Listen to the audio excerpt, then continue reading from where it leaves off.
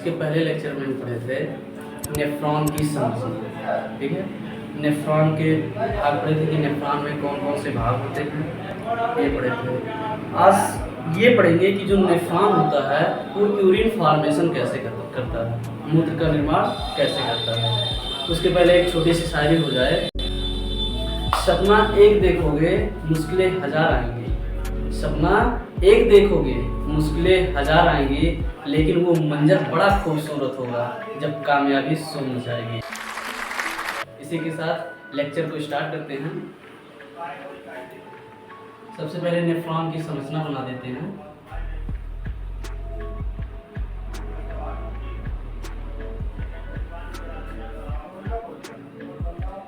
Nephron की संरचना में हमने पढ़ा था कि जो नेफ्रॉन का मुंह होता है वो कप लाइक स्ट्रक्चर के जैसा दिखाई देता है, यानी प्याले की संरचना जैसे दिखाई देता है। इसको हमने कहा था बोमेन संपुट, इसको बोमेन संपुट कहा था, ठीक।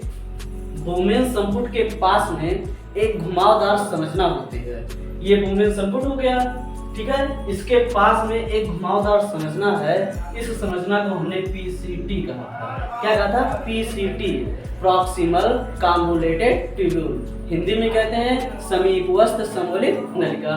पीसीटी से दूर एक घुमावदार संरचना और है, ठीक है। पीसीटी से दूर एक घुमावदार संरचना और है जिसको डीसीटी कहते हैं। जिसको क्या कहते हैं? डीसीटी, डिजिटल कन्वोल्यूटेड ट्यूब्यूल, दूरस्थ सम्मिलित नलिका, ठीक है। पीसीटी और डीसीटी के बीच में एक यू आकार की संरचना है जिसको हमने हेनले लूप कहा था। जिसको क्या कहा था? Henle loop.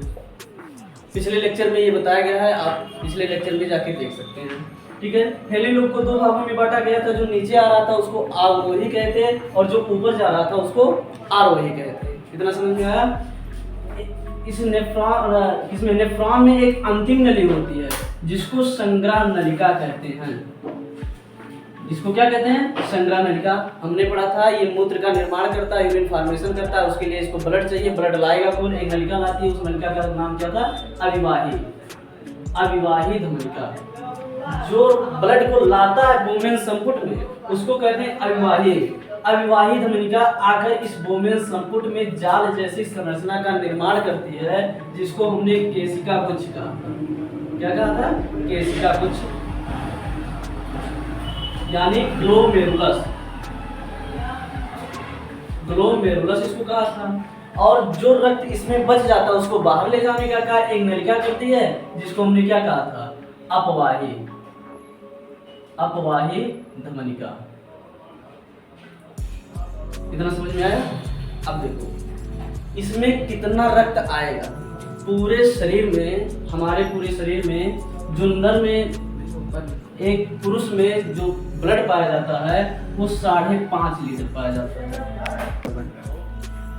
नर में, मानव नर में 5.5 लीटर ब्लड एवरेज के हिसाब से पाया जाता है। महिलाओं में आधा लीटर ब्लड कम पाया जाता है, महिला में आधा लीटर ब्लड कम पाया जाता है, यानी इसमें 5 लीटर पाया जाता है, ठीक है।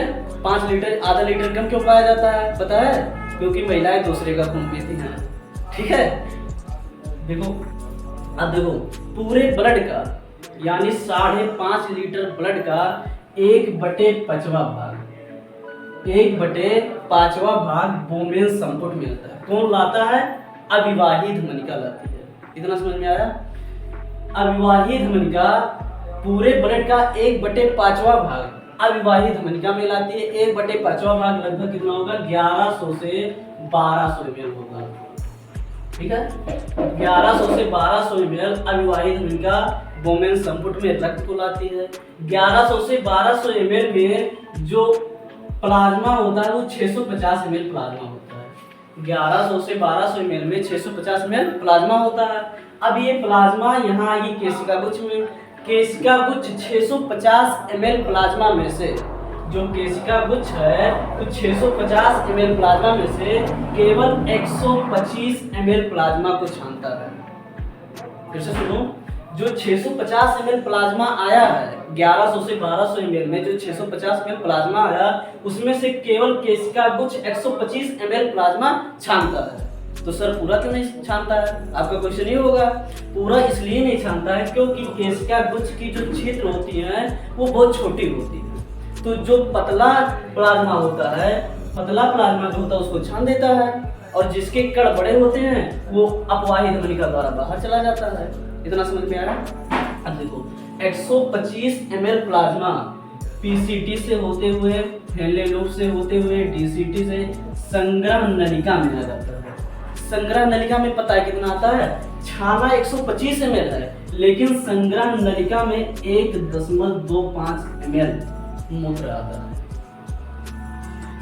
फिर से सुनो, 125 ml प्लाज्मा को छाना है ये, लेकिन संग्रह नलिका में कितना आया है? 1.25 ml प्लाज्मा ही आया है। बाकी कहाँ गया? यानी 125 का क्या परसेंट यहाँ आया है? समझ में आया? 125 का केवल 1% ही संग्रह नलिका में आया, यानी 99% कहाँ गया? ठीक, 125 में से केवल 1.25 ml ही संग्रह नलिका में आया, बाकी कहाँ गया? यानी कितना बचा? 125 में से 1.25 घटाएंगे तो 123.75 बचा। ये 99% है। थोड़ा मैथवा तेज है हमारा, समझ में आया? देखो 125 ml ये छाना था, आया केवल 1%, यानी 1.25%, 1% आया, 99% कहाँ गया? यानी 123.75% जो था वो कहाँ गया? इतना समझ में आया? देखो जब प्लाज्मा को ग्लोमेरुलस केशिका कुछ ने छाना था, ठीक है, तो उसमें कुछ शुद्ध पदार्थ भी होंगे और कुछ अशुद्ध पदार्थ भी होंगे। जैसे प्लाज्मा था तो उसमें कुछ शुद्ध पदार्थ भी होंगे, कुछ अशुद्ध पदार्थ भी होंगे। जैसे मान लो तुमको मटर पनीर की सब्जी दे दिया जाए खाने के लिए, ठीक है, तो तुम मटरवा निकाल के खा दोगे कि पनीरिया? क्या खाओगे? पनीर ही खाओगे ना।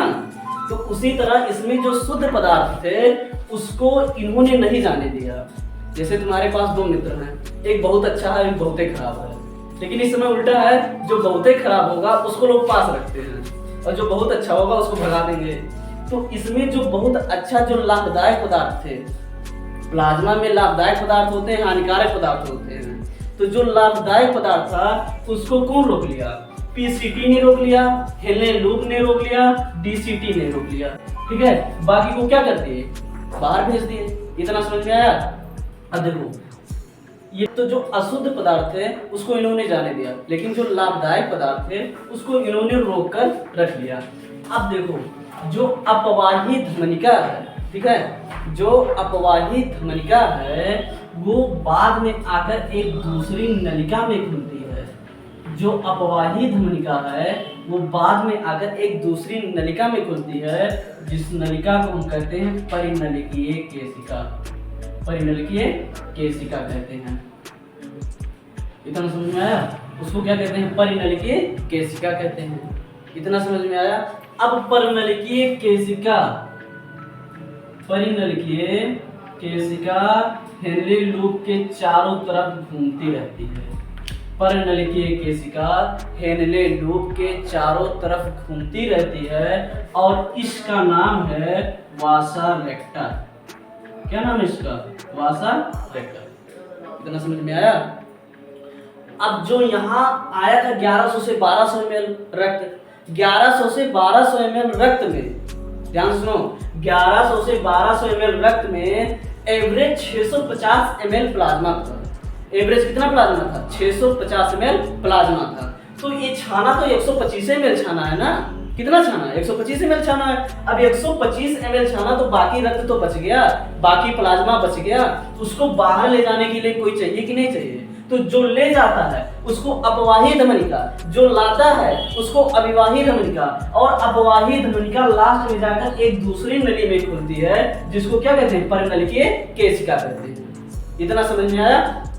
इस तरह से यूरिन का फॉर्मेशन होता है। अच्छा देखो 125 ml ये छाना, 125 ml छाना, ध्यान सुनो, 125 ml ये जितनी प्रक्रियाएं हम बता रहे हैं कि 1100 से 1200 ml रक्त आया, जितना बता रहे हैं कि 1100 से 1200 ml जो रक्त आया, 125 ml छना, 1.25 ml गया और जो 123.75 था उसको सोख लिया गया।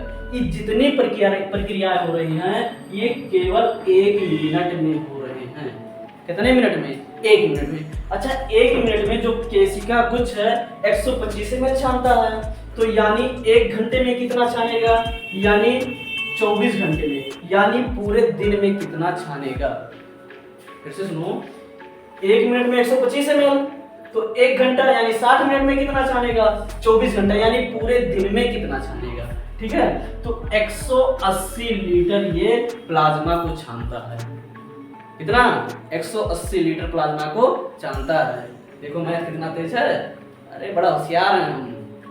सुनो, 180 लीटर प्लाज्मा को छानता है। अब आप ये सोचो कि हमारे शरीर में तो 180 लीटर प्लाज्मा है ही नहीं है, हम 180 किलो खाइए नहीं है, तो 180 लीटर प्लाज्मा कहाँ से आएगा? क्या आएगा? तुम लोग सोच रहे हो सर जी हैं 180 किलो, ठीक है। अब देखो 180 लीटर प्लाज्मा जो यहाँ आता है, क्षमता है, जो यहाँ सोख लिया जाता है, वो पुनः वासा रेक्टा में डाल दिया जाता है। जैसे ये पीसीटी डीसीटी सोखा था ना, सोखने के बाद जो शुद्ध पदार्थ सोखा था उसको पुनः इसमें डाल दिया वासा रेक्टा में, फिर घूम के वही आ गई। जैसे हृदय में ब्लड गया, शुद्ध हुआ, फिर बाहर निकला शुद्ध होकर, फिर अशुद्ध हुआ, फिर उसमें गया हृदय में। ठीक उसी तरह यहाँ भी होता है। पूरे देखो इसमें कितना 180 लीटर प्लाज्मा ये छानता है, ठीक है। अब देखो 1 मिनट में 1.25 1 मिनट में 1.25 मूत्र का निर्माण हो रहा है, तो 60 मिनट यानी 1 घंटा में कितना हो गई? गुणे 1 दिन में कितना मूत्र के निर्माण हुई?